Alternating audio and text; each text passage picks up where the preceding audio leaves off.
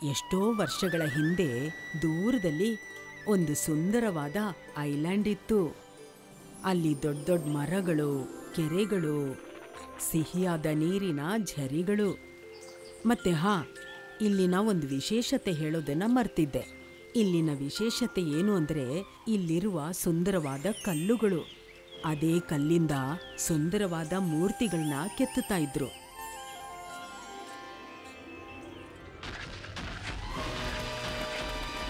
ಅಯ್ಯೋ ಕಾಪಾಡಿ, ಅಯ್ಯೋ ಓಡಿ, ಅಯ್ಯೋ ಕಾಪಾಡಿ, ಅಯ್ಯೋ ಕಾಪಾಡಿ, ಅಯ್ಯೋ ಅಯ್ಯೋ ಯಾರಪ್ಪ ಇದು? ಕಲ್ಲಿನ ಮಳೆನೇ ಸುರಿಸ್ತಾ ಇದ್ದಾರೆ. ಮೊದ್ಲು ಕೆಳಗಡೆ ಇದೇನೋ ಕಲ್ಲನ್ನು ಇಳಿಸೋ ರೀತಿನಾ ಇದು? ಕ್ಷಮಿಸ್ಬಿಡಿ ಅಣ್ಣ, ನಾನು ಈ ತರ ಮಾಡ್ಲಿಲ್ಲ ಅಂದಿದ್ರೆ ಈ ಕಲ್ಲುಗಳಿಂದ ನನ್ನ ದೋಣಿ ನೀರಲ್ಲಿ ಮುಳುಗೋಗ್ತಿತ್ತು. ಅದಕ್ಕೆ ನಾನು ಯೋಚನೆ ಮಾಡದೆ ಈ ರೀತಿ ಮಾಡ್ಬಿಟ್ಟೆ. ತುಂಬಾ ವಿಚಿತ್ರವಾದ ವ್ಯಕ್ತಿ ನೀನು. ಒಂದ್ ವೇಳೆ ಯಾರ್ದಾದ್ರೂ ತಲೆ ಹೊಡೆದೋಗಿದ್ದಿದ್ರೆ? ಓ, ವಿಚಿತ್ರ ನಾನಾ ಅಥವಾ ನಿಮ್ಮ ಊರಿನ ನಿಯಮಗಳ? ಇದನ್ನೆಲ್ಲಾದ್ರೂ ಕೇಳಿದೀಯಾ? ಮೂರ್ತಿ ಕೆತ್ತೋದನ್ನ ಕಲಿಬೇಕು ಅಂದ್ರೆ ಅವರ ಸ್ವಂತ ಕಲ್ಲುಗಳನ್ನ ತಗೊಂಡ್ ಬರ್ಬೇಕು ಅಂತ. ದೊಡ್ಡದಾಗ್ ಬಂದ್ಬಿಟ್ರು. ಮೊದ್ಲು ನಿಯಮಗಳನ್ನ ಬದಲಾಯಿಸಿ ಆಮೇಲೆ ಬೇಕಿದ್ರು ಮಾತಾಡಿ. ನಾನು ಹೊರಟೆ. ಇವನು ಹೇಳಿದ್ದು ಸರಿಯಾಗೇ ಇದೆ. ನಮ್ಮ ದೇಶದ ನಿಯಮದಲ್ಲೇ ತುಂಬಾ ತೊಂದರೆ ಇದೆ. ದಿನ ದಿನ ಈ ಕಲ್ಲಿಂದ ಆಗ್ತಿರೋ ತೊಂದರೆಗಳಿಂದ ದೂರ ಆಗ್ಬೇಕು ಅಂದ್ರೆ ನಾವು ನಮ್ಮ ರಾಜರ ಹತ್ರ ಮಾತಾಡ್ಲೇಬೇಕಾಗತ್ತೆ. ನೀವೆಲ್ಲ ನಿಮ್ಮ ಸಮಸ್ಯೆ ಏನು ಅಂತ ಹೇಳಿ. ವಿಷಯ ಏನು ಅಂದ್ರೆ ಮಹಾರಾಜ, ನಮ್ಮ ರಾಜ್ಯದ ಕಲಾಕಾರ ಅಮರ್ ಸಿಂಗ್ ಹತ್ರ ಮೂರ್ತಿ ಕೆತ್ತೋದ್ನ ಕಲಿಯೋದಿಕ್ಕೆ ನಿಮಗ್ ಗೊತ್ತಿದ್ಯಾ? ಬಹಳ ದೂರದ ಊರುಗಳಿಂದ ಜನ ಅವನನ್ನ ಹುಡ್ಕೊಂಡು ಬರ್ತಾರೆ. ಆದರೆ ಇದು ನಮಗೆ ಗರ್ವದ ವಿಷಯವಲ್ಲವೇ? ಇದರಲ್ಲಿ ಸಮಸ್ಯೆ ಏನು? ಸಮಸ್ಯೆ ಇದಲ್ಲ ಮಹಾರಾಜ. ಸಮಸ್ಯೆ ಇರೋದು ಮೂರ್ತಿ ಕಲೆಯನ್ನ ಕಲಿಬೇಕಾದ ಷರತ್ತು. ಆ ಷರತ್ತೇನೆಂದರೆ ಯಾರು ಆ ಕಲೆನ ಕಲಿಬೇಕೋ ಅವರು ತಮ್ಮ ಸ್ವಂತ ಕಲ್ಲನ್ನ ಎತ್ಕೊಂಡ್ ಬರ್ಬೇಕಂತೆ. ಈಗ ಈ ಷರತ್ತಿನಿಂದ ನಮ್ಮ ದಡದಲ್ಲಿ ಕಲ್ಲಿನ ಮೇಲೆ ಕಲ್ಲು ಬೀಳ್ತಾನೆ ಇದೆ. ಅದರಿಂದ ನಮಗೆ ವ್ಯಾಪಾರ ಮಾಡೋದಕ್ಕೆ ತುಂಬಾನೇ ಕಷ್ಟ ಆಗ್ತಿದೆ. ಮಂತ್ರಿ, ನಮ್ಮ ರಾಜ್ಯದಲ್ಲಿ ಕಲ್ಲಿನ ಕೊರತೆ ಇದೆಯೇ? ಕಲೆಗಾರರಿಗೆ ತಾವೇ ಕಲ್ಲು ತರಲು ಹೇಳುತ್ತಿದ್ದಾರೆ. ಇದೇನು ಹೇಳ್ತಿದ್ರ ಮಹಾರಾಜ? ನಮ್ಮ ರಾಜ್ಯದಲ್ಲಿ ಚಿನ್ನ, ಆಭರಣ, ಊಟ, ತಿಂಡಿ, ನಿದ್ರೆ ಯಾವುದಕ್ಕೂ ಕೊರತೆ ಇಲ್ಲ.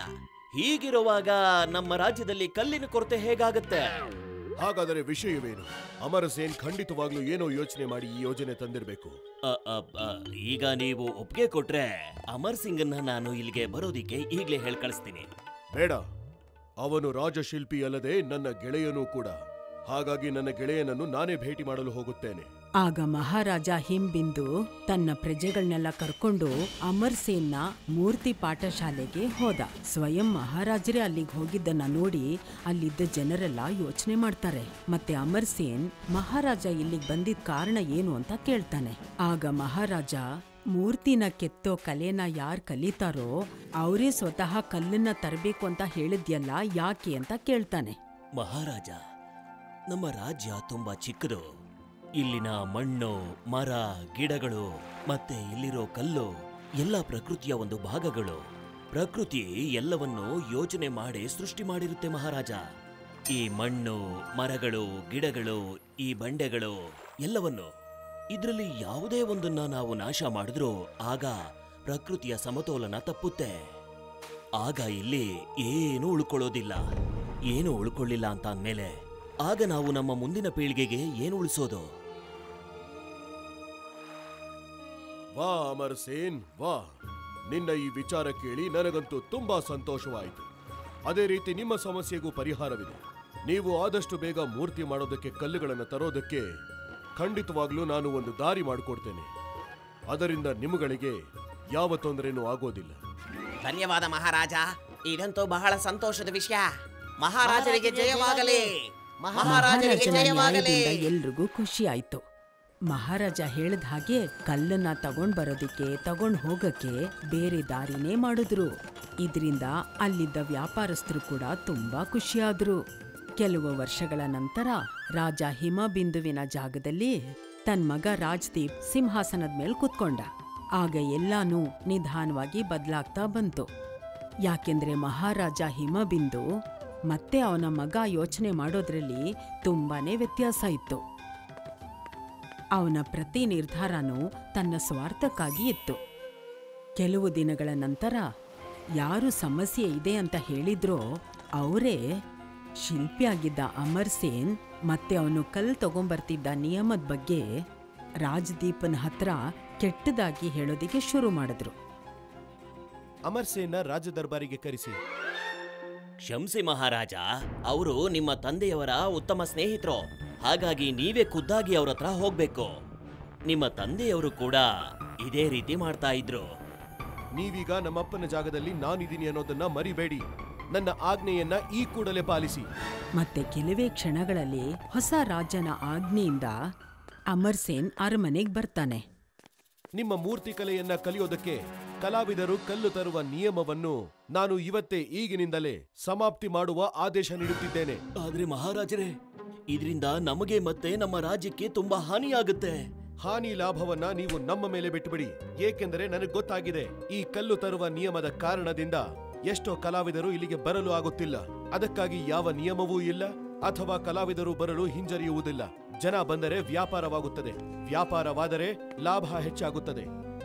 ಆದ್ರೆ ನನ್ನ ಮಾತು ಇನ್ನೂ ಪೂರ್ಣವಾಗಿ ಮುಗಿದಿಲ್ಲ. ನೀವು ಈ ರಾಜ್ಯಕ್ಕೆ ತುಂಬಾ ಸಹಾಯ ಮಾಡಿದ್ದೀರಿ, ಅದಕ್ಕಾಗಿ ಈ ರಾಜ್ಯ ನಿಮಗೆ ಆಭಾರಿ.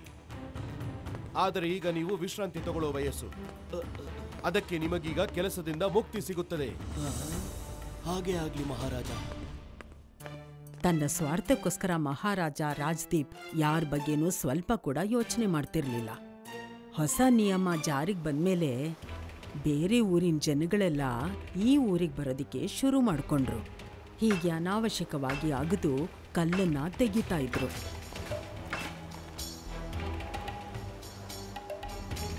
ಕಲ್ಲುಗಳನ್ನ ತೆಗೆಯೋದ್ರಿಂದ ಗಿಡ ಮರಗಳೆಲ್ಲ ನಾಶವಾಯಿತು. ಭೂಮಿ ಅಗ್ದಿರೋದ್ರಿಂದ ಹೊಲ ಗದ್ದೆಗಳೆಲ್ಲ ಹಾಳಾಗೋಯ್ತು. ಬಿಸಿಲು ಹೆಚ್ಚಾಯಿತು. ಹೀಗೆ ಬರಡು ಭೂಮಿ ಆಯಿತು. ಈ ಕಾರಣಗಳಿಂದ ನಿಧಾನವಾಗಿ ಜನರೆಲ್ಲ ಈ ಊರನ್ನ ಬಿಟ್ಟು ಬೇರೆ ಕಡೆ ಹೊರಟೋದ್ರು. ಕೆಲವು ದಿನಗಳಾದ ಮೇಲೆ ಈ ಊರಲ್ಲಿ ಮೂರ್ತಿಗಳನ್ನ ಬಿಟ್ರೆ ಬೇರೆ ಏನೂ ಇರಲಿಲ್ಲ. ಈ ವಿಷಯನ ಅಮರ್ ಸೇನ್ ಮಹಾರಾಜ ಹಿಮಬಿಂದುಗೆ ಮೊದಲೇ ಹೇಳಿದ್ದ. ಒಂದ್ವೇಳೆ ಪ್ರಕೃತಿಯ ಸಂತೋಲನ ಹೆಚ್ಚು ಕಡಿಮೆ ಆದ್ರೆ ಆಗ ಎಲ್ಲವೂ ನಾಶ ಆಗ್ಬಿಡತ್ತೆ ಅಂತ. ಅದೇ ಇವತ್ತು ನಿಜ ಆಗಿರೋದು. ಅದೇ ಕಾರಣದಿಂದ ರಾಜನ ಒಂದೇ ಒಂದು ತಪ್ಪು ನಿರ್ಧಾರದಿಂದ ಸುಂದರವಾಗಿದ್ದ ಊರು ಬರಡು ಭೂಮಿ ಆಗೋಯ್ತು.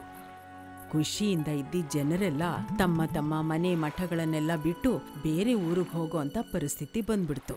ಅಲ್ಲಿ ರಾಜನ ತಪ್ಪು ಡಿಸಿಷನ್ ಇಂದ ಅವ್ನ್ ರಾಜ್ಯನೇ ಬಿಟ್ಟು ಹೋಗೋ ಆಗಾಯ್ತು. ಇಲ್ಲಿ ನೋಡಿದ್ರೆ ಉಪ್ಪಿ ಅಂಕಲ್ ತಪ್ಪು ಡಿಸಿಷನ್ ಇಂದ ನಾವ್ ನಮ್ ಟೆಂಟ್ನೇ ಬಿಟ್ಟು ಹೋಗ್ಬೇಕಾಗತ್ತೆ. ಉಪ್ಪಿ ಅಂಕಲ್, ಅಮ್ಮ ಹೇಳಿದ್ರಲ್ವಾ ನದಿ ತೀರದಲ್ಲಿ ಇರೋ ಕಲ್ಲನ್ನ ತೆಗಿಬೇಡಿ ಅಂತ. ಈಗ ನೋಡಿ ನೀರೆಲ್ಲ ಟೆಂಟ್ ಒಳಗಡೆ ಹೋಗ್ತಾ ಇದೆ. ಓ ನೋ, ಸಾರಿ ಅಮ್ಮ. ಅಯ್ಯೋ, ನಾನಿವಾಗ ಮಲಗೋದು ಹೆಂಗಪ್ಪ? ಬಾಬು, ಚೀರು ನಡೀರಿ.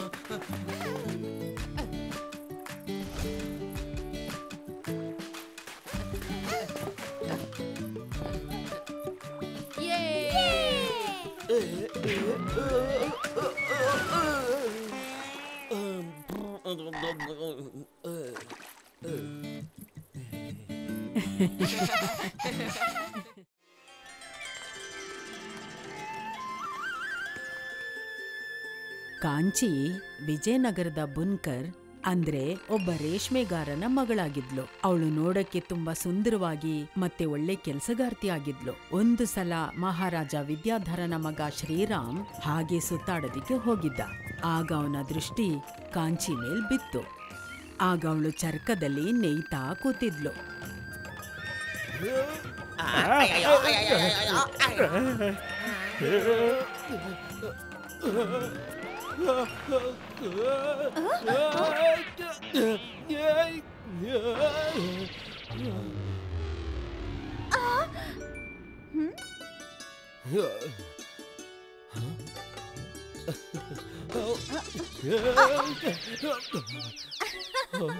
ಕಾಂಚಿಯ ಸೌಂದರ್ಯವನ್ನ ನೋಡಿ ಯುವರಾಜ ಶ್ರೀರಾಮ ಬೆರಗಾಗೋದ.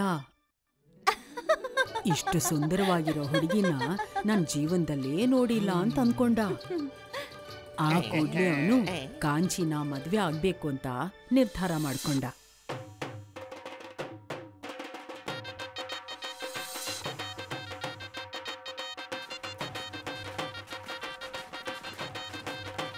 ಮದ್ವೆ ಆಗಿ ಅವಳನ್ನ ಅರಮನೆ ಕರ್ಕೊಂಡ್ ಬಂದ. ಕಾಂಚಿಗೋಸ್ಕರ ಅರಮನೆಯಲ್ಲಿ ಎಲ್ಲಾ ವ್ಯವಸ್ಥೆಗಳು ಆಗಿತ್ತು. ಆದ್ರೂ ಕೂಡ ಅವಳಿಗೆ ಖುಷಿನೇ ಇರ್ಲಿಲ್ಲ. ಯಾಕೆಂದ್ರೆ ಕಾಂಚಿಗೆ ಚಿಕ್ಕ ಹುಡುಗಿಯಿಂದ ಅವಳು ಕೆಲಸ ಮಾಡೋದ್ರಲ್ಲಿ ಖುಷಿ ಸಿಕ್ತಿತ್ತು. ಆದ್ರೆ ಇಲ್ಲಿ ಕಾಂಚಿಗೋಸ್ಕರ ಎಲ್ಲಾ ಕೆಲಸ ಮಾಡ್ಕೊಡೋದಿಕ್ಕೆ ಕೆಲಸಗಾರರಿದ್ರು. ಆದ್ರಿಂದ ಅವಳು ಇಲ್ಲಿ ಯಾವುದೇ ಕೆಲಸ ಮಾಡೋದಿಕ್ಕೆ ಆಗ್ತಿರ್ಲಿಲ್ಲ. ಅದಕ್ಕೆ ಅವಳು ಅರಮನೆಯಲ್ಲಿದ್ರೂ ಕೂಡ ಅವಳ ಮನಸ್ಸಿಗೆ ನೆಮ್ಮದಿ ಇರ್ಲಿಲ್ಲ. ಕಾಂಚಿ ಬೇಜಾರಲ್ಲಿರೋದನ್ನ ನೋಡಿ ಯುವರಾಜ ಅವಳಿಗೋಸ್ಕರ ವಿಧ ವಿಧವಾದ ಬಟ್ಟೆಗಳನ್ನ ತಗೊಂಡ್ ಬಂದ. ವಿಧ ವಿಧವಾದ ಒಡವೆಗಳನ್ನು ಸಹ ತಗೊಂಡ್ಬಂದ. ಎಷ್ಟೋ ರೀತಿಯ ಅಡಿಗೆಗಳನ್ನು ಕೂಡ ಕಳಿಸ್ಕೊಟ್ಟ. ಆದ್ರೂ ಕೂಡ ಕಾಂಚಿಗೆ ಖುಷಿನೇ ಇರ್ಲಿಲ್ಲ. ಒಂದಿನ ಕಾಂಚಿ ತೋಟದಲ್ಲಿ ಕೂತ್ಕೊಂಡು ವಿಶ್ರಾಂತಿ ತಗೋತಿದ್ಲು. ಹಳ್ಳಿ ಜೀವನ ಎಷ್ಟು ಚೆನ್ನಾಗಿತ್ತು. ನನ್ ಕೆಲ್ಸನ ನಾನೇ ಮಾಡ್ಕೋತಾ ಇದ್ದೆ. ಎಷ್ಟು ಜನ ಇರ್ತಾ ಇದ್ರು ಅಕ್ಕಪಕ್ಕ ಮಾತಾಡೋದಕ್ಕೆ. ಆದ್ರೆ ಇಲ್ಲಿ ಯಾವ ಕೆಲ್ಸನೂ ಇಲ್ಲ. ಮಾತಾಡೋಣ ಅಂದ್ರೆ ಅಂತ ವ್ಯಕ್ತಿನೂ ಇಲ್ಲ.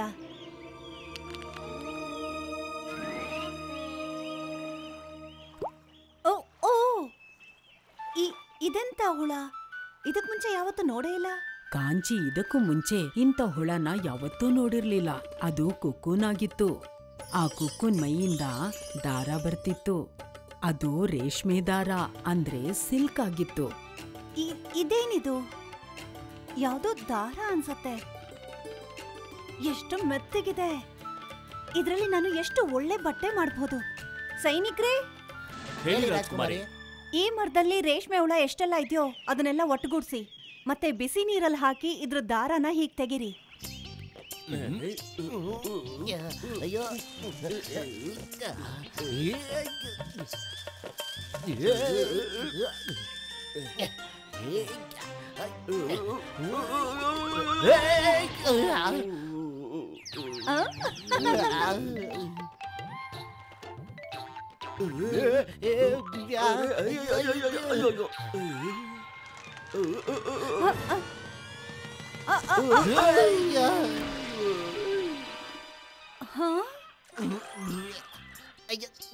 ಅಯ್ಯೋ ರಾಜ್ಕುಮಾರಿ, ಇದು ಹುಳನ ಇಲ್ಲ ರಾಕ್ಷಸನ? ಕಾಂಚಿ ಆದೇಶದಂತೆ ಸಿಪಾಯಿಗಳೆಲ್ಲ ಮರದಲ್ಲಿದ್ದ ಎಲ್ಲಾ ಕುಕ್ಕೂನ್ಗಳನ್ನು ತೆಗೆದು ಬಿಸಿನೀರಲ್ಲಿ ಹಾಕಿದ್ರು. ಅದರಿಂದ ತುಂಬಾ ರೇಷ್ಮೆ ದಾರ ಬಂತು. ಇದನ್ನ ನೋಡಿ ಕಾಂಚಿ ತುಂಬಾ ಖುಷಿ ಪಟ್ಲು. ಮತ್ತೆ ರೇಷ್ಮೆ ದಾರದಿಂದ ಬಟ್ಟೆನ ನೇಯೋದಿಕ್ಕೆ ಅವಳು ಒಂದು ಯಂತ್ರ ತರಿಸಿದ್ಲು. ಈ ಬಟ್ಟೆ ಅದ್ಭುತವಾಗಿದೆ. ಇಷ್ಟು ಮೃದುವಾದ ಸುಂದರವಾದ ಬಟ್ಟೆಯನ್ನ ನನ್ನ ಜೀವನದಲ್ಲೇ ನೋಡಿರ್ಲಿಲ್ಲ. ನಾನು ಕೂಡ ನೋಡಿರ್ಲಿಲ್ಲ.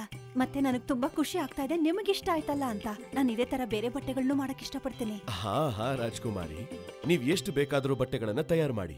ಸಿಪಾಯಿಗಳೇ, ಮಹಾರಾಣಿಯವರಿಗೆ ರಾಜ್ಯದಲ್ಲಿರುವ ಎಲ್ಲ ರೇಷ್ಮೆ ಹುಳಗಳನ್ನು ತಂದುಕೊಡಿ. ಇನ್ನು ಮುಂದೆ ರಾಜ್ಯದಲ್ಲಿ ಎಲ್ಲರೂ ಈ ರೇಷ್ಮೆಯಿಂದ ಮಾಡೋ ಬಟ್ಟೆಗಳನ್ನೇ ಹಾಕೊಳ್ಬೇಕು. ಸರಿ ರಾಜ್ಕುಮಾರ. ಮುಂಚಿನ ಹಾಗೆ ಕೆಲಸ ಮಾಡ್ತಿದ್ದ ಕಾಂಚಿ ಮುಖದಲ್ಲಿ ಖುಷಿ ಕಾಣಿಸ್ತು. ಇದೇ ತರ ಕಾಂಚಿ ತಯಾರಿಸಿದ ಬಟ್ಟೆ ತುಂಬಾ ಮೃದುವಾಗಿತ್ತು. ಎಷ್ಟು ಮೃದುವಾಗಿತ್ತು ಅಂದ್ರೆ ಈ ಬಟ್ಟೆ ಬಗ್ಗೆ ಅಕ್ಕಪಕ್ಕದ ರಾಜ್ಯದವರೆಲ್ಲ ಮಾತಾಡೋದಕ್ಕೆ ಶುರು ಮಾಡ್ಕೊಂಡ್ರು. ಮತ್ತೆಲ್ರೂ ಆ ರೇಷ್ಮೆ ಬಟ್ಟೆನ ತಯಾರು ಮಾಡೋದಿಕ್ಕೆ ನಿರ್ಧಾರ ಮಾಡ್ಕೊಂಡ್ರು. ಮಹಾರಾಜರಿಗೆ ಜಯವಾಗಲಿ. ನಾನು ನಿಮಗಾಗಿ ಮಹಾರಾಜ ಹಿಮಬಿಂದುವಿನಿಂದ ಒಂದು ಸುದ್ದಿ ತಂದಿದ್ದೇನೆ. ಹಾ ಹಾ ಮಹಾಮಂತ್ರಿ, ಹೇಳಿ. ನಾವು ನಿಮ್ಮ ರಾಜ್ಯದಲ್ಲಿರುವ ಉತ್ತಮವಾದ ರೇಷ್ಮೆ ಬಟ್ಟೆಯ ಬಗ್ಗೆ ಬಹಳಷ್ಟು ಕೇಳಿದ್ದೇವೆ. ಮಹಾರಾಜರು ಕೇಳ್ತಿದ್ದಾರೆ, ಅದನ್ನ ತಯಾರು ಮಾಡೋ ವಿದ್ಯೆ ನಮಗೂ ತಿಳಿಸ್ಕೊಡಿ ಅಂತ. ವಿದ್ಯೆ ಅಂತೂ ಹೇಳ್ಕೊಡೋದಿಕ್ಕೆ ತಾನೇ ಇರೋದು. ಒಂದ್ ವೇಳೆ ನೀವಿದನ್ನ ಹೇಳ್ಕೊಟ್ರೆ ನಿಮ್ಮ ಹೆಸರು 4 ದಿಕ್ಕುಗಳಿಗೂ ಹರಡುತ್ತೆ. ಹಾ ಹಾ ಖಂಡಿತ. ಕ್ಷಮಿಸಿ ಮಹಾರಾಜ, ನಾನೇನೋ ಹೇಳಬೇಕು ಅಂತಿದ್ದೀನಿ. ಅದೇನು ಹೇಳಿ ಯುವರಾಜ. ಈ ವಿದ್ಯೆ ನಮ್ಮ ರಾಜ್ಯದ ಆದಾಯವಾಗಿದೆ. ನಾವು ಈ ವಿದ್ಯೆಯಿಂದ ವ್ಯಾಪಾರ ಮಾಡಬಹುದೇ ಹೊರತು ಈ ರಹಸ್ಯವನ್ನ ಯಾರಿಗೂ ಹೇಳೋ ಹಾಗಿಲ್ಲ. ಒಮ್ಮೆ ಯೋಚಿಸಿ ಮಹಾರಾಜ, ಈ ರೇಷ್ಮೆ ಬಟ್ಟೆಯ ವ್ಯಾಪಾರದಿಂದ ನಮ್ಮ ರಾಜ್ಯ ಎಷ್ಟು ಬೆಳಿಬಹುದು ಅಂತ. ನಾವು ಯುವರಾಜರ ಮಾತಿಗೆ ಖಂಡಿತ ಒಪ್ಪುತ್ತೇವೆ. ಮಹಾಮಂತ್ರಿ, ನಮ್ಮನ್ನ ಕ್ಷಮಿಸಿ. ಯಾವುದೇ ತೊಂದರೆ ಇಲ್ಲ ಮಹಾರಾಜ. ರಾಜಕುಮಾರ ನಮಗೆ ವ್ಯಾಪಾರಕ್ಕೆ ಅನುಮತಿ ಕೊಟ್ಟಿದ್ದಾರಲ್ಲ, ಇದೇ ನಮಗೆ ಬಹಳಷ್ಟು ಆಯ್ತು.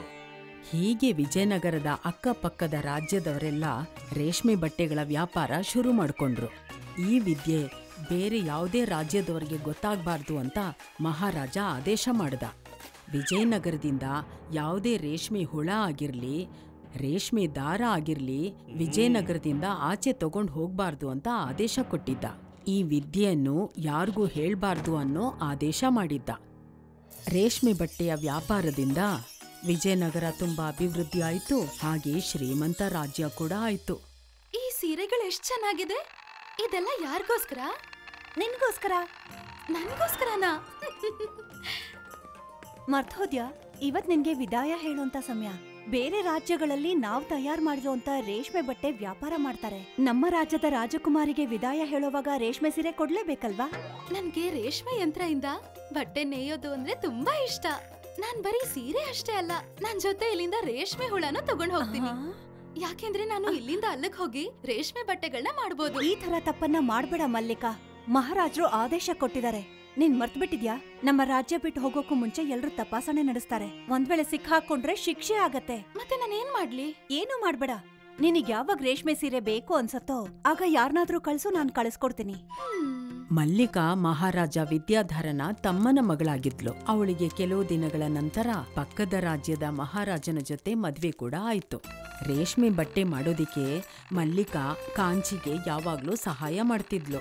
ಮಲ್ಲಿಕಾಗೆ ಮದ್ವೆ ಆದ ನಂತರ ಅವಳಿಗೂ ರೇಷ್ಮೆ ಸೀರೆ ಮಾಡೋದಿಕ್ಕೆ ತುಂಬಾ ಆಸೆ ಆಗಿತ್ತು. ಆದ್ರೆ ಕುಕ್ಕುನಿಲ್ದೆ ಇದನ್ ಮಾಡಕ್ ಆಗ್ತಿರ್ಲಿಲ್ಲ. ಅದಕ್ಕೆ ಅವಳು ಒಂದು ಉಪಾಯ ಮಾಡಿದ್ಲು.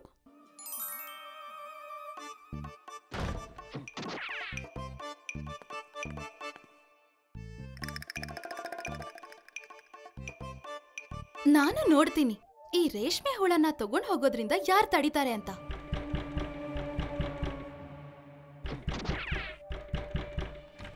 ನೋಡಮ್ಮ, ನೀನೀಗ ವಿದಾಯ ಹೇಳೋ ಸಮಯ ಬಂದಿದೆ. ಆದರೆ ನಮ್ಮ ರಾಜ್ಯದ ನಿಯಮವೇನೆಂದರೆ ನೀನು ಹೋಗುವ ಮೊದಲು ನಿನ್ನ ತಪಾಸಣೆ ಮಾಡಲಾಗುವುದು. ಹಾ ಅಣ್ಣ, ಮಾಡ್ಲಿ. ನಾನು ತಯಾರಾಗಿದ್ದೀನಿ. ದಾಸಿಯರೇ, ಇವ್ರ ಹತ್ರ ಏನೂ ಇಲ್ಲ ಮಹಾರಾಜರೇ. ಹಾಗಾದರೆ ಹೋಗಮ್ಮ.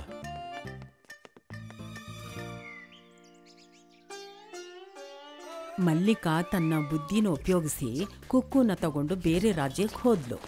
ಮತ್ತಲ್ಲಿ ಹೋಗಿ ರೇಷ್ಮೆ ಬಟ್ಟೆನ ಮಾಡೋದಿಕ್ಕೆ ಶುರು ಮಾಡಿದ್ಲು. ಮಲ್ಲಿಕಾ ರೇಷ್ಮೆ ವಿದ್ಯೆನ ಕಲ್ತಿದ್ಲಲ್ಲ, ಅಂದ್ರೆ ವಿಜಯನಗರದಲ್ಲಿ ಕಲ್ತಿದ್ದ ವಿದ್ಯೆ, ಅದನ್ನ ಎಲ್ರೂ ನೋಡಿ ತುಂಬಾ ಖುಷಿ ಪಡ್ತಿದ್ರು. ಅದರಿಂದ ವಿಜಯನಗರ ಮತ್ತೆ ಅಲ್ಲಿಯ ರಾಜನ ಹೆಸರು ತುಂಬಾ ದೂರದವರೆಗೂ ಪ್ರಸಿದ್ಧವಾಯ್ತು. ಮತ್ತೆ ಅಲ್ಲಿ ಕೂಡ ರೇಷ್ಮೆ ವ್ಯಾಪಾರ ಇನ್ನೂ ಹೆಚ್ಚಾಯಿತು. ಆಗ ಮಹಾರಾಜ ವಿದ್ಯಾಧರನಿಗೆ ಒಂದು ವಿಷಯ ಅರ್ಥ ಆಯ್ತು. ಯಾವುದೇ ವಿದ್ಯೆ ಆಗ್ಲಿ ಅದನ್ನ ಬಚ್ಚಿಡಬಾರ್ದು, ಅದನ್ನ ಎಲ್ರಿಗೂ ಹೇಳ್ಕೊಡ್ಬೇಕು ಅಂತ. ಅದಾದ್ಮೇಲೆ ರೇಷ್ಮೆ ವಿದ್ಯೆನ ಕಲಿಯೋದಕ್ಕೆ ವಿಜಯನಗರಕ್ಕೆ ಬೇರೆ ರಾಜ್ಯದ ಜನಗಳು ಬರಕ್ ಶುರು ಮಾಡಿದ್ರು. If you like this video, subscribe to our channel Murthy Media.